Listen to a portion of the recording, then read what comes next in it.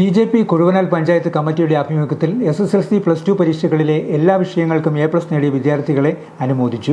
ഒത്തിരി കുറ്റങ്ങൾക്കിടയിൽ ഞാൻ കഴിഞ്ഞ ഒരു വർഷത്തിനിടയിൽ നിങ്ങളുമായിട്ട് ഏറ്റവും കൂടുതൽ കമ്മ്യൂണിക്കേറ്റ് ചെയ്യാൻ വേണ്ടി ഞാൻ ഒത്തിരി ഞാൻ പഠിച്ചു. ഇത് എന്താണ്, ഇവർക്ക് എന്തെങ്കിലും ഒരു ഗുണമുണ്ടല്ലോ, ഈ തലമുറയ്ക്ക് ഒരു ഗുണമില്ലേ? അപ്പോൾ ഞാൻ പഠിച്ചപ്പോൾ എനിക്ക് എടുത്തു പറയാൻ പറ്റുന്നൊരു ഗുണം നിങ്ങളിൽ ഞാൻ കണ്ടെത്തി.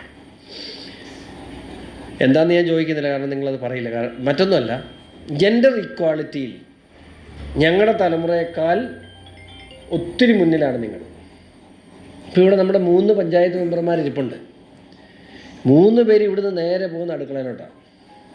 ഒരു സംശയമില്ല, വീട്ടിലെ എല്ലാ പ്രാരാബ്ദവും ചുമതലയും നിർവഹിച്ചതിന് ശേഷം പൊതുപ്രവർത്തന രംഗത്തേക്ക് വരുന്ന മാതൃകയായ ഭാരത സ്ത്രീകളാണ്, അവരുടെ പ്രതിനിധികളാണ് ഈ 3 മെമ്പർമാർ. ആ തലമുറയും ഈ തലമുറയുമായിട്ടുള്ള വ്യത്യാസം ഇപ്പോൾ ഇവരുടെ 3 പേരുടെയും അല്ലെങ്കിൽ ഇപ്പം ഈ നമ്മുടെ പൊതുപ്രവർത്തകരായ ആളുകളുടെ ഭർത്താക്കന്മാർ അല്ലെങ്കിൽ വീട്ടിലുള്ള ആണുങ്ങൾ വീട്ടിൽ അടുക്കളയിൽ കയറി എല്ലാ പണിയും ചെയ്യുമൊന്നുമില്ല. അടുക്കള പണിയൊക്കെ ഇപ്പോഴും എന്നാ സമത്വം പറഞ്ഞാലും അതൊക്കെ പെണ്ണുങ്ങൾക്ക് തലേ തന്നെയാണ്, സംശയമൊന്നുമില്ല, ഇപ്പോഴും അതെ.